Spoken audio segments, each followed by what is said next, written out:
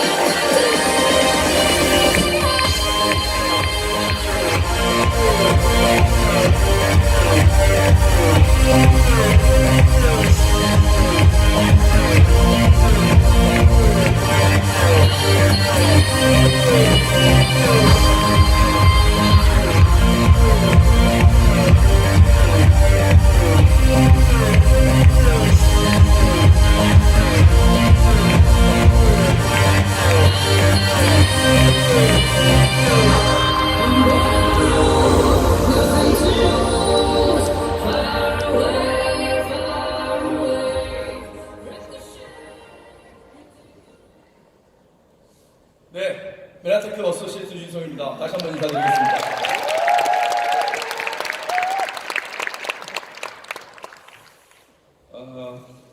어느 책에 이런 구절이 있더라고요.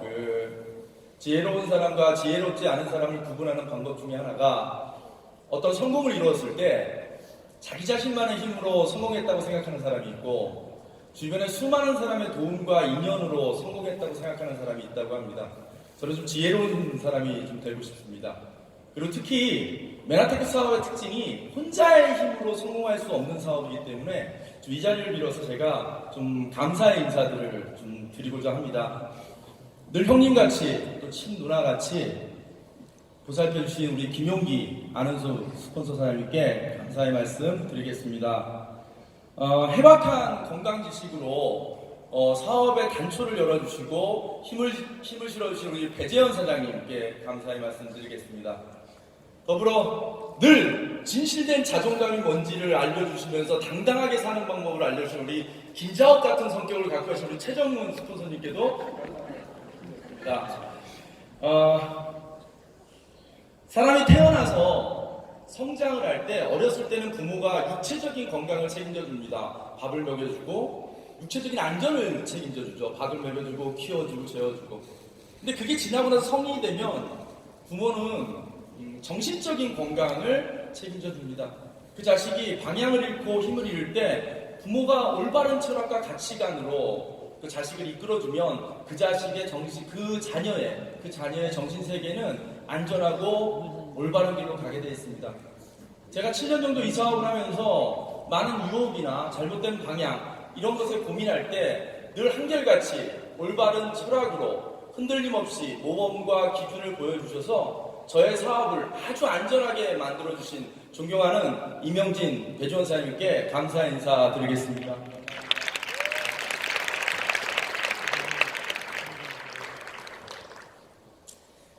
제가 다시 태어나도 또 다시 태어나도 또 다시 태어나도 우리 스폰서 사장님들 모시고 이 메나텍 사업 할 거고요. 그때도 저의 스폰서님들이 되셨으면 좋겠습니다. 그리고 또 한 분 더 감사할 분이 계십니다. 15년 전에 선입견이라는 진흙탕 속에서 이 메나테크라는 진주를 발견하신 분이 계십니다. 그리고 그 메나테크를 가지고 이 수많은 사람들을 성공을 이끌어주고 그 난관을 헤쳐와 주신 우리 대한민국 대표 사업자이고 1호 사업가이신 정지만 사장님께도 이 자리를 빌어서 영광과 감사 인사 드리겠습니다.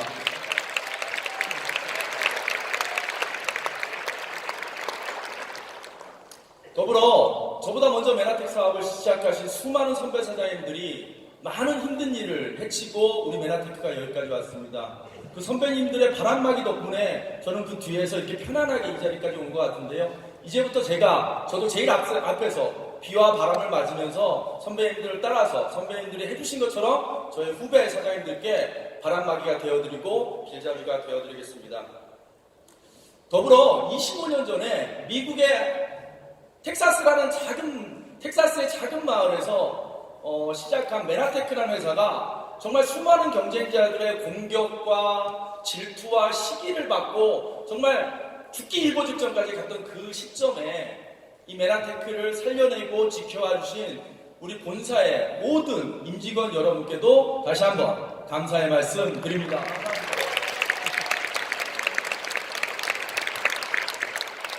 그리고 이 시간에도 이 뒤편에서 저 추운 밖에서 우리 사업자 사장님들을 위해서 애쓰는 우리 메나테크 코리아의 임직원들이 계십니다. 그분들 또한 제가 이 자리에 쓰기까지 정말 많은 노력을 해주시고 도와주셔서 제가 섰는데요. 이 자리를 빌어서 우리 사장님, 알바나 사장님께 부탁 하나 드리고 싶은 게 있습니다. 뭐냐면 우리 메나테크 코리아가 굉장히 많이 성장했는데 그 성장만큼 우리 직원들이 월급이 올랐는지 처우가 올랐는지는 궁금합니다.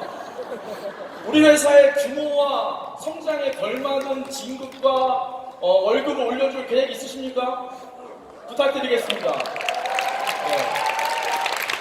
그래서 제 꿈이 뭐냐면 한국의 대학생들이 가장 취직하고 싶은 회사가 메나테크가 됐으면 좋겠습니다.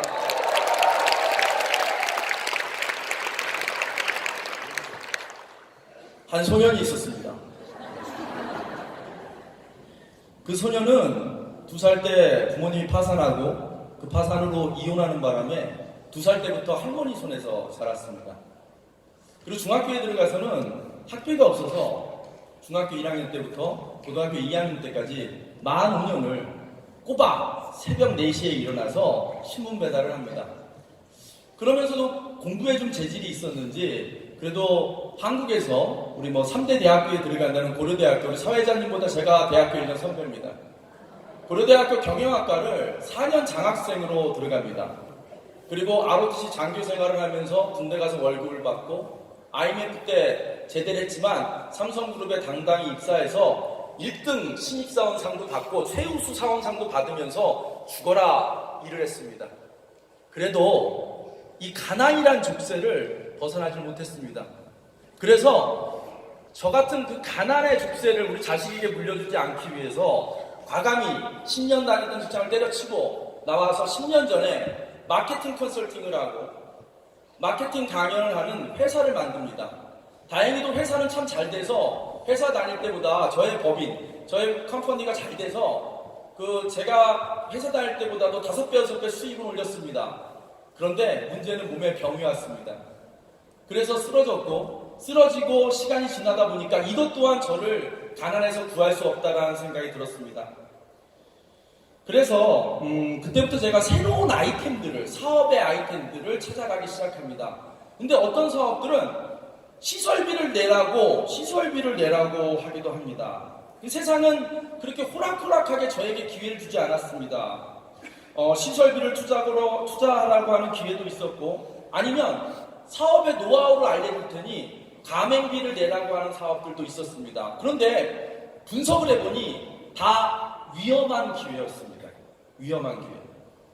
그런데 메나테크, 몸이 아파서 우연히 먹게 된 메나테크라는 회사를 사업적인 기회로 보니까 리스크는 없는데 리밋이 없는 로리스크, 로리밋인 사업이었습니다. 100% 성공한다고 장담을 할 수는 없지만 적어도 위험하지 않겠다는 확신이 들었기 때문에 이 사업을 한번 시작해봤습니다. 특히 시간에 제한이 없습니다. 여러분, 우리 세상을 살아가다 보면 시간에 제한이 있습니다. 언제까지 해라. 그걸 영어로 뭐라 그래요? 데드라인이라고 합니다. 그 시간의 제한. 근데 이 사업은 시간의 제약이 없습니다. 1년 만에 하는 사람, 2년 만에 하는 사람 다 기다려줍니다. 그래서 저는 결심했습니다. 10년 안에 PD만 된다면 해보겠다. 그래 내가 41살에 시작하니까 51살에 PD가 됐으면 좋겠다라고 사업을 시작합니다. 근데 10년은 고사하고 만 7년이 되기 전에 PD도 아니고 브론즈 PD도 아니고 실버 PD도 아니고 골드 PD를 넘어서 PPD가 됐습니다.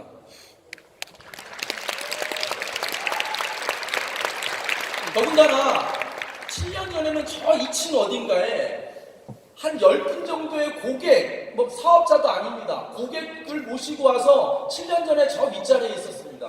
근데 지금 7년이 지난 이 자리에 실버 PD, 브론즈 PD, PD 사장님만 13분과 함께 제가 이 자리에 왔고요. 지금 이렇게 서 있습니다.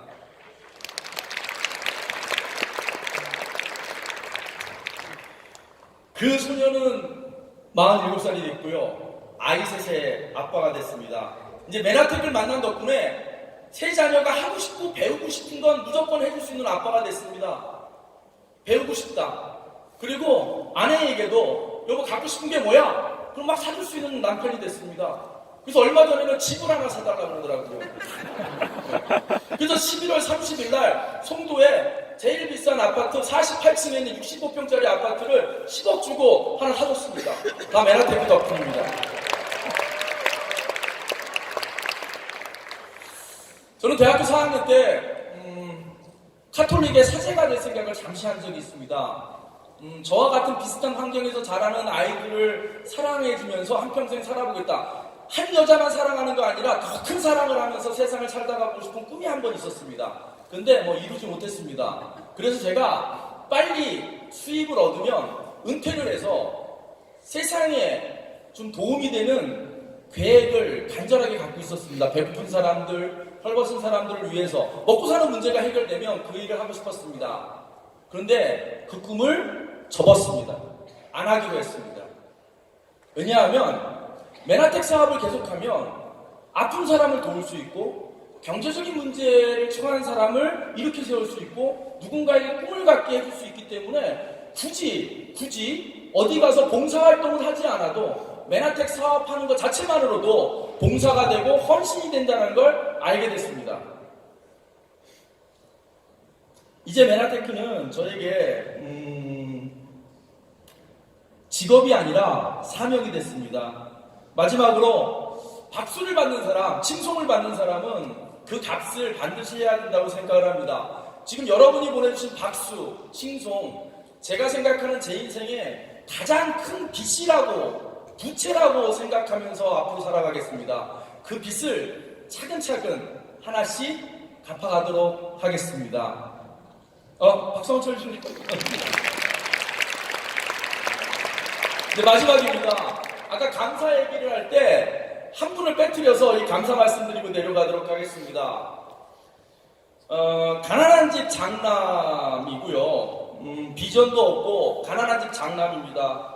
그냥 목소리 하나 큰 거 믿고 저와 결혼해줘서 아이 셋을 낳아준 여성이 있습니다. 제가 부탁드린 제 아내 좀 잡아주실래요? 네, 저쪽 일어나고 있어요. 고개 잠깐 끝날 때까지 계속 비춰주십시오. 저희 아내입니다. 좀 얼굴 좀 자세히 보여주세요. 예. 제가 감사한 이유는 저 아내가 메나테크 정보를 가져왔습니다. 그리고 아주 지혜롭게도 제가 거부감이 없도록 살금살금 물가로 데려가서 이 물을 먹게 만들어 저의 인생을 바꿔줬습니다. 가끔 제가 재미없는 남자인데요. 가끔 텔레비를 보면 멋진 남자가 멋진 여자에게 프로포즈하는 장면들이 가끔 나옵니다. 근데 사실 변변히 프로포즈 한번 해보지 않고 본인도 프로포즈 한번 받아보지 않고 덥석 결혼해줬다고 한평생 저를 괴롭히고 있습니다. 그래서 이렇게 자취상이 차려진 마당에 제가 이 자리를 빌어 그때 못했던 프로포즈를 하고자 합니다. 희정씨, 나랑 결혼해줘서 너무 감사하고 나의 비전을 믿어줘서 감사하고 다시 태어나도 당신과 결혼할 거고 앞으로 살아있는 동안 당신만을 위해 살겠습니다. 감사합니다! 네. 자, 이번에서 프로포즈까지 하셨네요. 예. 아주 좋은 자리입니다. 또 많은 분들이 가족이다 보니까 다 축하해 주시고 참 보기 좋습니다. 예. 자, 끈끈한 그런 자리가 이어지고 있습니다. 자, 모든 분들 다 내려가시고 한 분만 남으시면 되겠습니다. 랜드